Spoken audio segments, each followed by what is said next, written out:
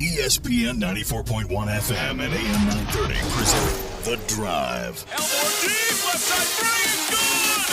From 30 feet, Jon Elmore! The Drive with Paul Swann. Welcome into the Friday, June 21st edition. The Drive begins now on ESPN 94.1 FM and AM 930. I'm your host, Paul Swann, taking you to the weekend. We got the NHL draft tonight. We had the NBA draft last night. We got a lot to get into. We'll get your phone calls as well. You can join the program anytime. We do it at 877-420-TALK, 877-420-8255. Be a part of the program on the Miller Lite phone lines. Miller Lite Hold True, great taste, only 96 calories. It is the original light beer. So last night, not a surprise for anyone if you watched any part of the draft last night or listened to it right here on ESPN 94.1 FM and AM 930. You saw that the number one pick belonged to Duke. That's right. The Duke Blue Devils get their man in the number one spot. Zion Williamson selected number one overall by the Pelicans. The second time the Pelicans have made the first overall pick. Of course, you know where the last one went. Anthony Davis, you know where he's at now. And it was a big night for the ACC. Williamson was the first of 10 ACC players that were taken in the first round. That is tied for the most by any single conference in the common draft era. That's huge. I mean, that is really big. Duke produced 3 of the top 10 picks in 2019. Zion Williamson first, R.J. Barrett third, and Cam Reddish 10th. Duke is the second school in the common draft era to have 3 players taken in the top 10 in a single draft. So it's a big deal. It really was. Plus, I thought what we saw last night in the draft is international players maybe not getting the lottery love, but we saw 4 Canadian-born players selected in the first round. That is the most picks by any country other than the United States in the first round of the draft. So Canadian players are starting to come into their own. I know that's a big deal for me because you think Canada, you selfishly think, well, that's a hockey country. Oh, they play hockey up there. What do they know about basketball? Well, that's a big deal because if Canada becomes a viable ground for NBA players, all the better for the NBA. The expansion, of course, into Canada by the NBA, trying to make that a viable country for the sport. Well, you get Toronto winning your championship. Canada becomes a viable country for your sport. Where does the NBA go next? Do you go south? Do you go Mexico? Is that viable? I wouldn't think you would expand the NBA too far off of the mainland. I don't want to see the football route that the NFL's taken with teams in London. I don't think I would want to see that with the NBA. I like Canada as an option. You know, maybe you have a team in Mexico. Maybe. Is that a possibility? We've seen NFL, we've seen football played down there, so that's a possibility as well. So overall, I thought it was a pretty standard draft. No big surprises. I'm a Lakers fan, so I really didn't have anything going for me to watch the draft last week, so I was just keeping an eye on it and keeping up. Now, I was watching second round, later picks, thinking, okay, could Jon Elmore sneak into this? I mean, that was probably the only thing keeping me around late in the second round because it went past midnight. And I was just thinking, could he sneak in? Now, I was hopeful. I wasn't convinced it would happen, and it's not a slight on Jon at all. I wasn't convinced it would happen because you get 60 slots, and you're pulling from kids across the United States. You're playing basketball now in other countries, and it's become so much more of a viable option for teams to pick players from those countries, international players, Canadian players. And yesterday on our show poll on Twitter, I asked you, will Elmore be selected in the NBA draft? And 78% of you said no. And I'm sure that was, for a lot of you, that was pretty hard to click that no. 22% of you, optimistic, you said yes, he would get drafted. So, unfortunately, not drafted. Not the end of the road, however. So now we've got free agency.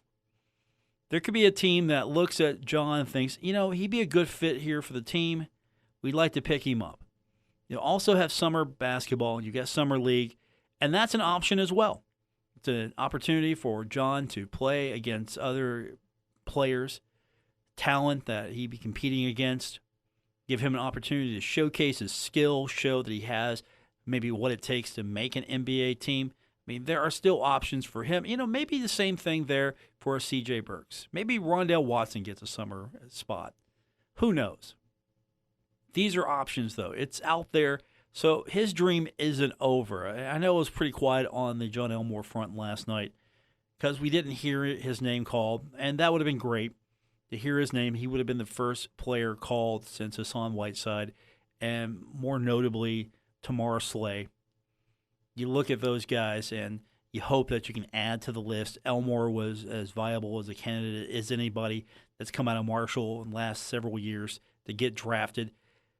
Not the end of the road, though. So keeping positive on that. I'd like to see him in the association. That would be fun. Or a C.J. Burks. And I think C.J.'s got as much as a chance. And we really didn't talk about C.J. And that's on us. That's on me not talking about C.J. yesterday. Because I know Jon was the one who, he had the whirlwind tour. At least the whirlwind tour I knew about. He was going across country, showcasing for teams, getting worked out. So there was some interest there. It's not, you just don't walk up, knock on the door, and say, hey, I'm Jon Elmore. I'd like to work out for you. You don't do that. So he got several opportunities from teams who wanted to look at him, see what they thought, evaluate him. So there's interest there. I don't think you bring someone to work them out and then forget about him unless they just didn't perform well. And if you know Jon, you read him on social media, you know he was not lying when he said he felt good about how everything went. That wasn't just him trying to blow up the situation. He said he felt good. So really felt good about how things worked out. So we'll see. Could it happen? And it's been an interesting story. This is the first time in a while that I'm actually interested in Summer League. If Elmore makes a team, if CJ makes a team, Rondell, if he makes a team. If those guys get on somewhere, at least to continue their push to get into the NBA, I will be a little more interested. Now, this isn't going to be must-see TV for me. I'm not going to divert my schedule to watch Summer League basketball. I will record it and watch it at my leisure. Now, if Elmore's playing and I'm at the house and I've got the TV on, I'll flip over. Same with CJ. If CJ's on, he's live, I know about it, I'm going to watch some of this. I'm going to keep an eye on it. And really, just that outside shot was the reason why I was sticking around in the second round for the draft last night. Goes past midnight. I don't want to say it was boring, but it was boring. I don't know if you can make drafts exciting. I don't know if you can, unless you have a lot of movement. And we did have a lot of movement, a lot of trades. But at the same time, we're talking about, here are teams that are picking, and they've picked a player that someone else has picked for them because that's going to be part of the trade, like the Anthony Davis trade. And the Pelicans made out. I mean, the Hawks made out too, but the Pelicans did well, and the Hawks did well. I don't think the Phoenix Suns did so well. And now we got free agency. That's going to be interesting to see where some of these pieces fall. Will the Lakers become a super team? Will they save some cap space? I mean, that's where the interesting part of this begins. And then I get to repeat all this tonight, and I'm a little bit more interested in tonight because tonight, first round of the NHL draft, I'm a little bit more excited because, the New Jersey Devils have got the number 1 pick, and the New York Rangers have got the number 2 pick. And let me tell you, I have more interest in the first 2 picks than I did the NBA because we knew Zion Williamson was going to be the overall pick. In the NHL tonight, we think we know who's going to be the overall pick. But we don't know yet because the New Jersey Devils could maybe pull a switcheroo on us. And we'll talk more about that. Let's save that for the next segment. We'll get into a little bit of the NHL draft. We'll get your phone calls in as well. You can also find me on Twitter. I will read your comments at Paul Swann, at Paul Swann. No, not twice. I'm just repeating it. Make it easy for you. So you can find me on Twitter. You can join the program on the Miller Lite phone lines, 877-420-TALK, 877-420-8255. We got more on the way. It's The Drive, ESPN 94.1 FM and AM 930. You're listening to The Drive with Paul Swann on ESPN 94.1 FM and AM 930.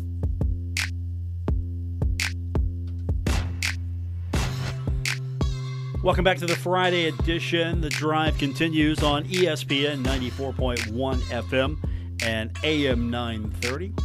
So now the NBA draft is over. We await to see what kind of free agent signings are going to happen, what's going to happen with Summer League. So we'll put that aside for right now. I'm excited for the NHL draft, and we're going to talk about that in a minute. But, when we were busy yesterday talking about the draft and talking Marshall basketball, I didn't get a chance to just briefly touch on the fact that you've got West Virginia defensive back, former West Virginia defensive back Derek Pitts enrolling at Marshall. So what's that mean? Well, I think you know what that means. And he's a guy that'll have some eligibility. Could help that safety position. Could help that secondary. It could help. I mean, here's a kid that was a 4-star recruit from South Charleston High School, staying in state. He was highly ranked by rivals. Had some experience with the Mountaineers. He's played in, I believe, 19 games. Played 19 games. And he had one interception, which was in the loss to Syracuse in the bowl. But he's got a couple of years eligibility. Add some depth to the Thundering Herd. We'll see what it looks like, though. That's the thing. Yeah, you can't get too excited about these things right now. I mean, the transfer portal, I know I've heard Doc talk about this before, and not 100% on board with it. Now, he's going to use it. I don't want to misspeak for him, but I know he's talked about how kids can just now leave. And that's true. A lot of kids will get fed up with a coach, not the right situation for them, and they go and find another situation that's better for them. And I'm sure that drives some coaches crazy. Now, why does that drive a coach crazy? Well, you got a kid, you spent time and energy, and you put effort into recruiting, and now the kid doesn't like the situation. He doesn't stick it out. Instead, goes elsewhere. I'm, for one, fine with the transport portal. I really am. Because it gives these kids an opportunity. If the school's not a good fit for them, I don't think it's a bad idea for them to want to leave. It gives the kid an opportunity. Maybe the school's not a good fit for that kid. Maybe, you know what, I got here and sure, I could be getting some more playing time, but maybe the academics aren't all that's cracked up to be, and that could go for any school. Or I'm really not getting what I want because maybe I'm not focusing solely on football. I'm focusing on other things, and there's a better situation for me. New coach comes in, coaching change. All these things. I said give the kids options. I mean, you're not giving the kid a paycheck, so give the kid options.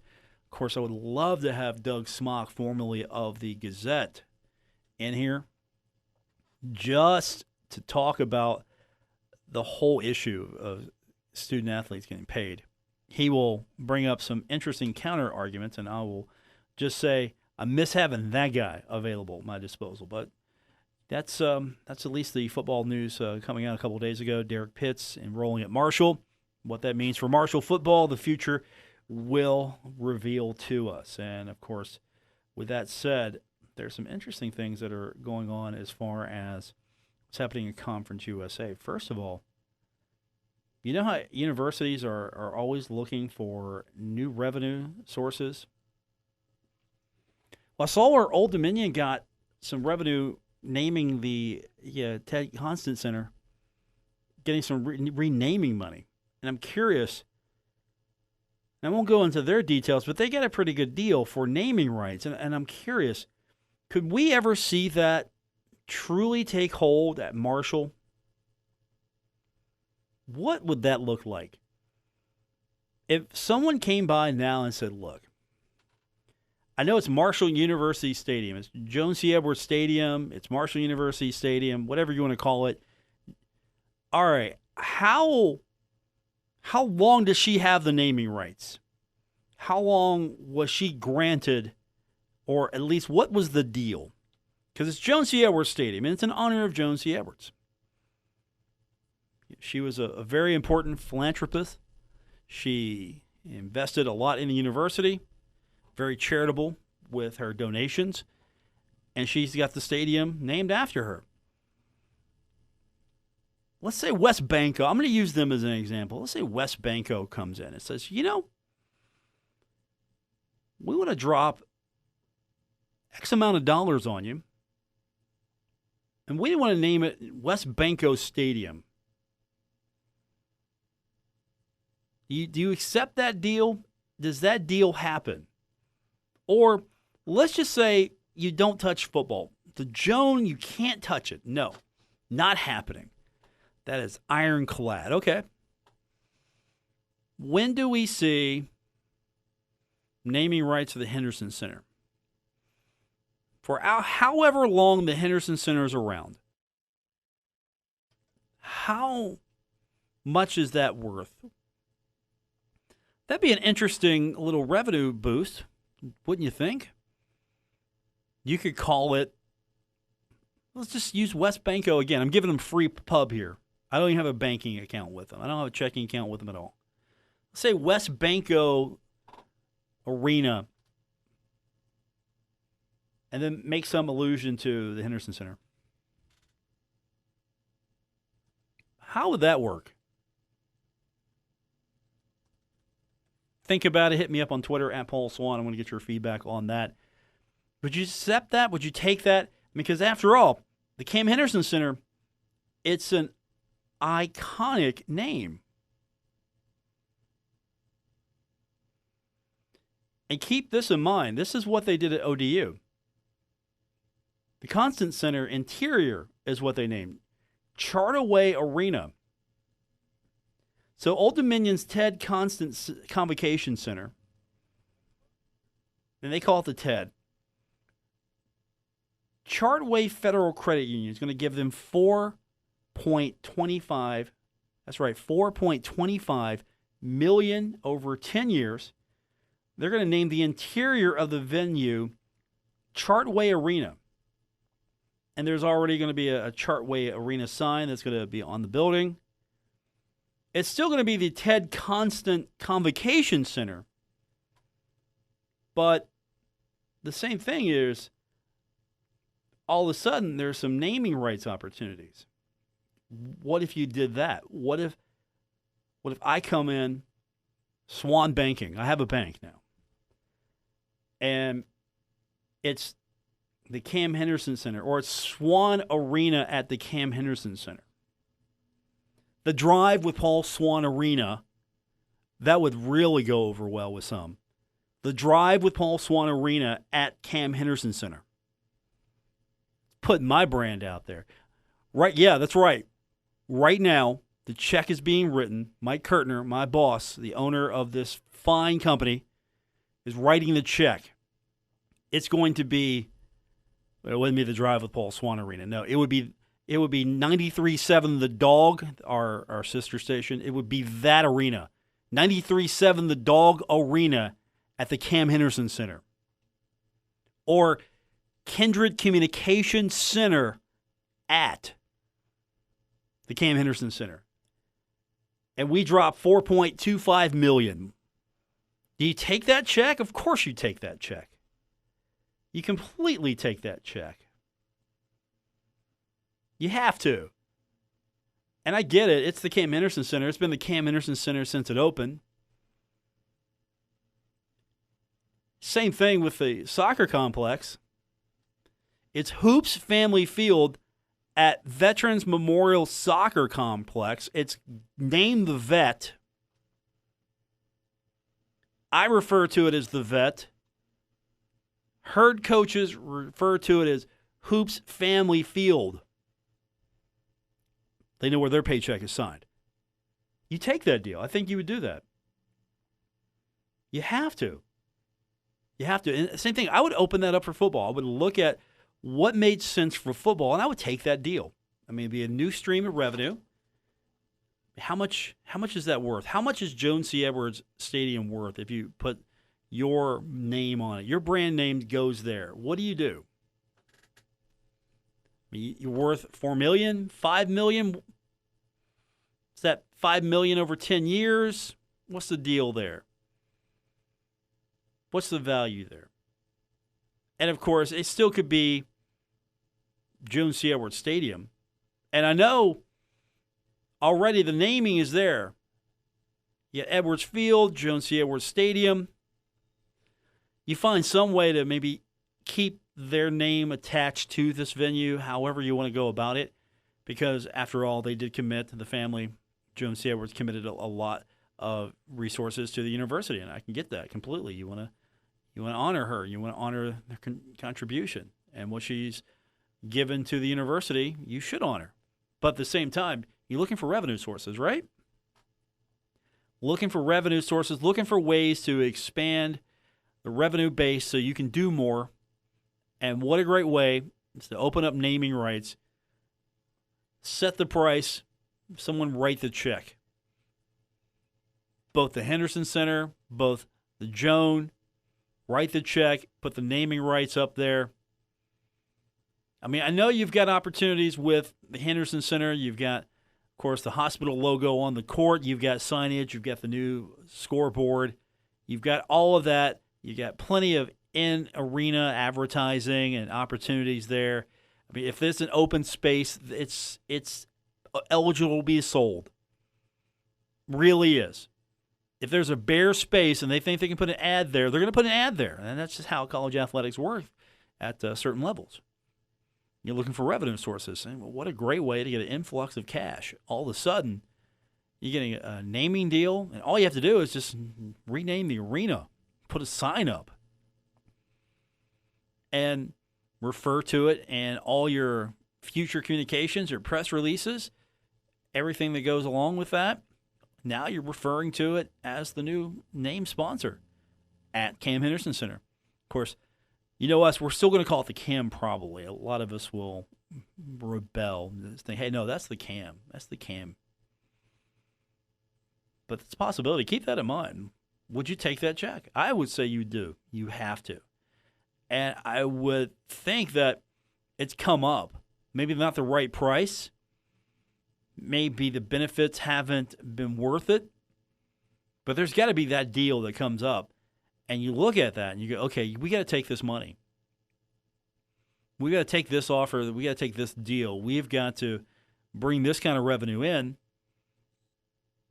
And for what? Naming of a stadium, naming of an arena. I mean, will the baseball park get that kind of treatment? Will Coach Cook's name be on it in some form, fashion? And those things are still to be decided, I'm sure. But I mean, you got the Chris Klein Indoor Complex. What if someone else came forward and started dropping some money? What if a brand came in? Regional brand, corporate sponsor. It's a possibility. We'll take your phone calls, 877-420-TALK, 877-420-8255. It's The Drive, ESPN 94.1 FM and AM 930. Now, back to The Drive with Paul Swann on ESPN 94.1 FM and AM 930.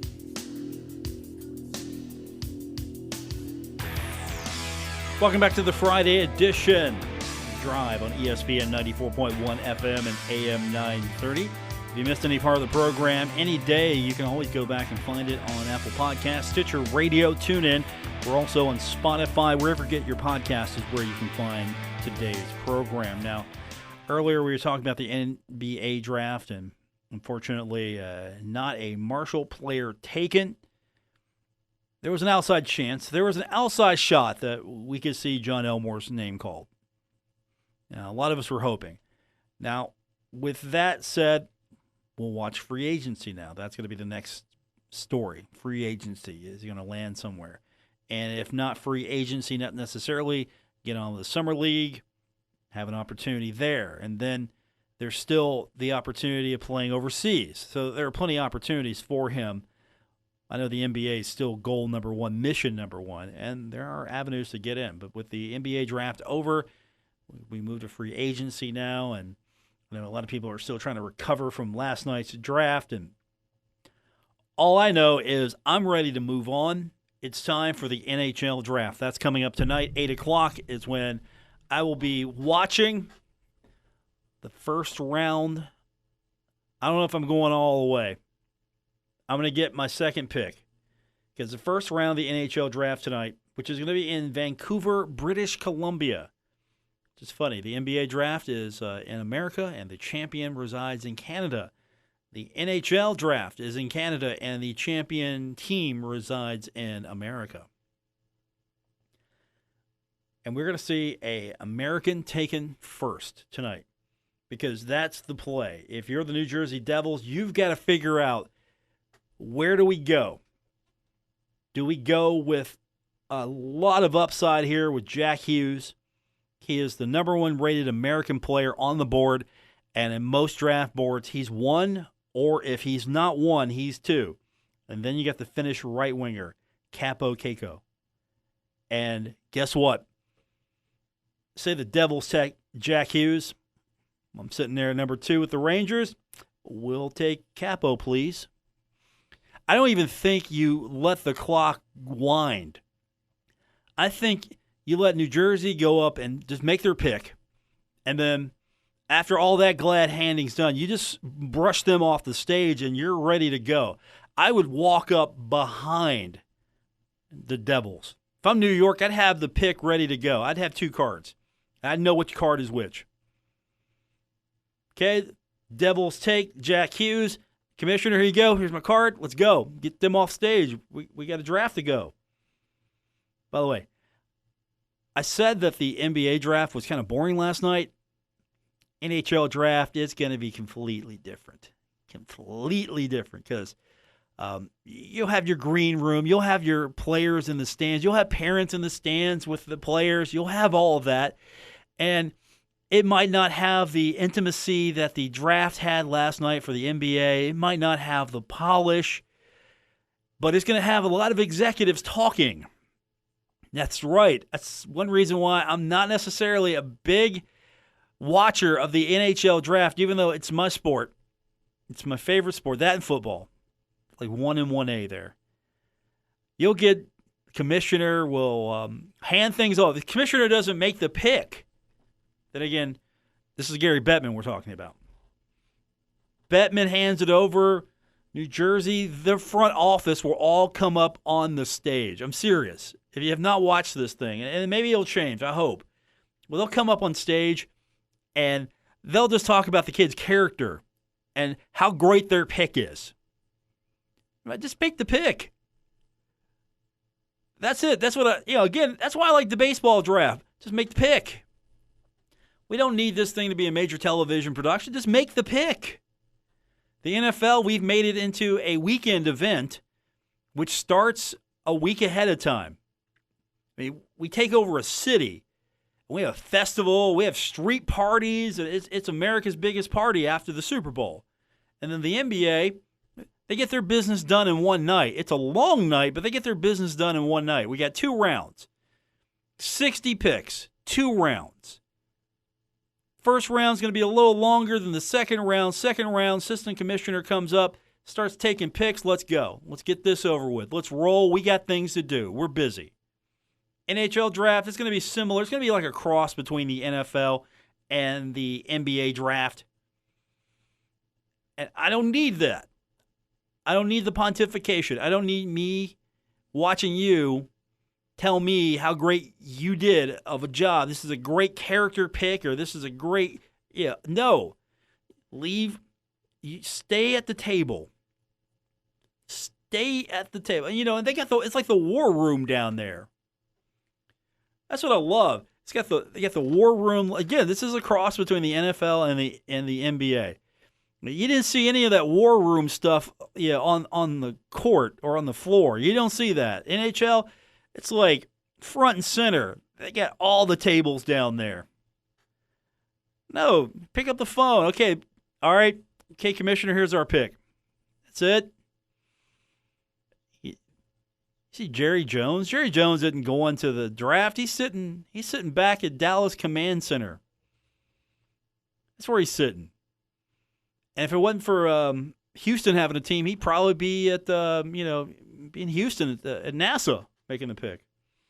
NHL draft coming up tonight. I'm excited though because all that fun and games aside, the serious part of this is you've got an American being taken. He is regarded as a top prospect for the 2019 draft, and he could become the 8th American-born player drafted. 1. You don't have that many. You only have 7 as it is. And Patrick Kane's one of those names.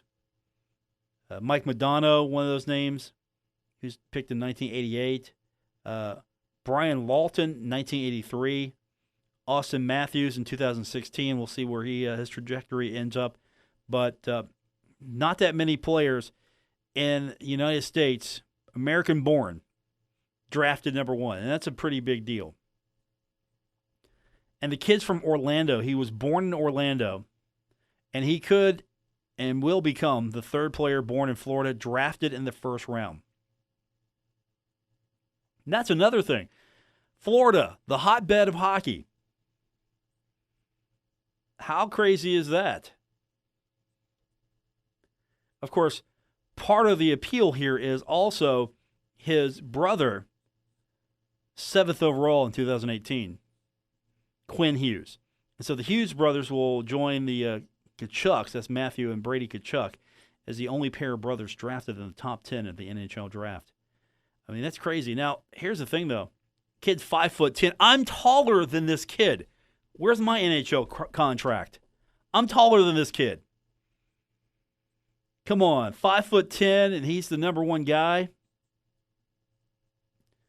I don't know. I'm excited, though, because he goes number 1 to the Devils. I get the finish, kid. He's bigger. He's going to have a bigger impact. He's probably going to be the Rookie of the Year. And think of it that way. He's going to be the Rookie of the Year. All right, we got more on the way. We're going to wrap this up, get you set for your weekend. We will do that when we continue with today's edition of The Drive, ESPN 94.1 FM and AM 930.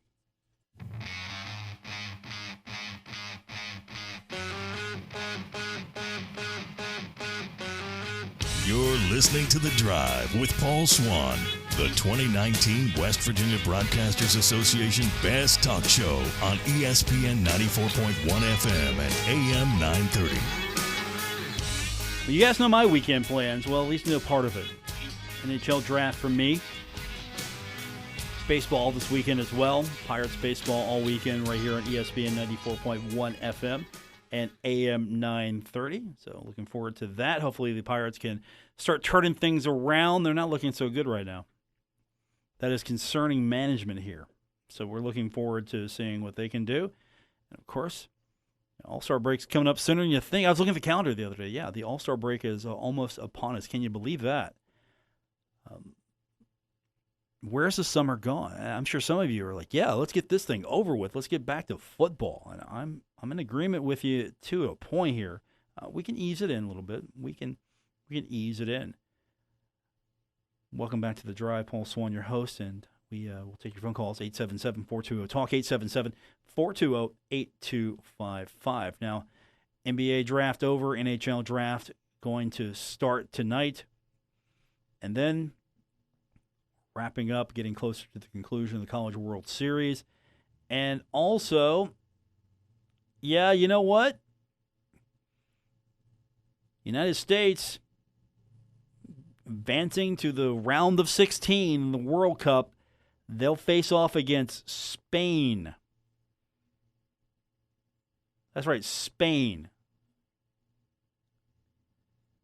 They beat Sweden 2-0. Sweden gets to face off against Canada. And the United States will take on Spain on June 24th. And I am all on board with this thing right now. I didn't think I would be. But the United States has become the superpower in soccer in women's soccer at least. That just amuses me because this is a sport that this is the United States. We're not a soccer-loving nation, despite what everyone tells me.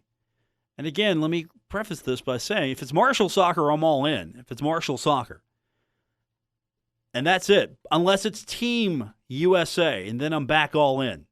Team USA, herd soccer, everything else, click. But the United States, 18 goals in the group stage. That is the most in Women's World Cup group stage history. That's right. I mean, that's crazy. 18 group stage goals. That's the most in not just women. That's World Cup history. 1954, Hungary. The power that they were in 1954. They hold the men's record for 17. And the United States also has this crazy 13-game unbeaten streak in Women's World Cup. It is the longest unbeaten streak in World Cup history for the women. Last loss came in 2011 group stage versus Sweden. Yeah, Sweden. The Women's World Cup record for consecutive unbeaten games is 15 by Germany. And the United States has already advanced past group stage for 8 consecutive FIFA Women's World Cups. You know what their record is in the group stage? 21-3. 21-3. So I'm all on board with this thing. Steamrolling other countries. I mean, I hope they score 5 or 6 on Spain because they want France. And that's what I like about this team. I think that's what has excited me. They're embracing this role. They're coming in here. They know they're among the best in the world. And everyone's talking France. Hey, host country, France. They're really good too. And Team USA's like, nah, we want that game. We completely want, and that's the attitude I love. I'm serious. I mean, you be respectful, but then you get to this point, like we just scored 18 goals in everybody, and you're still doubting us. So we're going to have to go out there and just punch France in the mouth. Now, I've casually watched this. I haven't really tuned into this, but I'm in now. Knockout round, sure, I'm in. I'm all on board. If it doesn't conflict with anything, I mean, come on, I'm busy. I'll check my calendar. What am I doing on the 24th? I'll have to see. I don't have a time for this thing yet, but Spain. Now, watch them fall flat on their face against Spain, and then I got to walk this whole thing back. But that's where we're at now, the women. And has anyone really noticed? I think if they hadn't dropped all the points they have on teams, I don't know if people would have been even noticing, paying attention to this, because you've got so many soccer events going on right now. I'm sure that's distracting a lot of people and a lot of attention. And I know there's still argument that, okay, the women aren't fairly compensated the way the men are. And I'm looking at this thinking, you know what? The men aren't 21-3 all time in the group stage. The women at 21-3, I wouldn't ask for pay equity. I would ask for more. Seriously, I would ask for more money. It's like, look, you want the best? Pay them. I would pay them better than the men because they bring more hardware home than the men. I mean, you can do that in this. This shouldn't even be an issue. It's like, okay, how successful are they? Look at their resume. Look at their trophy case. Okay, how much are they getting compared to the men? No. Either pay the women more or take less of a money, take the money from the men and just move it over and then pay the women more. So I guess I'll be watching some of this. I don't know. I'm into it though, just because Team USA. Especially Olympics. When we get to that stuff, I'm really a fan. I like the Winter Olympics a lot more than the Summer Olympics at times, but yeah, it's Team USA. Now, I'm not going to go crazy on Twitter and tweet all this stuff. Don't worry. I'm not going to go out there and just tweet every goal because that would get annoying quick. That would completely get annoying. So today is June 21st, and when I was getting ready for the show today, doing some prep, today, this is the day that the Heat beat the Thunder in Game 5 of the NBA Finals. LeBron James got his first NBA championship on this very date in 2012. Mike Miller had 23 points on 7 for 8 3-point shooting for the Heat. And then tomorrow, remember the Rockets? Well, back on June 22nd of 1994, the Rockets win their first NBA title, beating the New York Knicks 90-84 in Game 7 of the Finals. And, of course, June 23rd, big day for me, 1999, Wayne Gretzky inducted into the NHL Hall of Fame, and they actually waived the waiting period. They said basically, this is the greatest of all time. He gets in now. All right, that's going to do it for this edition of The Drive. Thanks for tuning in. Appreciate you checking in and letting us get your weekend set. We will come back stronger on Monday. Dave Walsh will be with me at the Union Pub and Grill. We'll recap everything that happened this weekend. Hey, maybe we'll have some news. Maybe we're going to find out over the weekend that maybe Jon Elmore, C.J. Burke's going to be picked up by a team or at least get some opportunity to play summer. That would be fantastic to be able to talk about on Monday. So look forward to that kind of news. And, of course, you can join us at the Union Pub and Grill. Hope to see you there. For everyone here at Kindred Communications, I'm Paul Swann. Thanks for joining me for today's edition of The Drive, ESPN 94.1 FM and AM 930. WRBC Huntington, W227BS Huntington, your flagship home of the Marshall Thundering Herd and The Drive with Paul Swann, ESPN 94.1 FM and AM 930.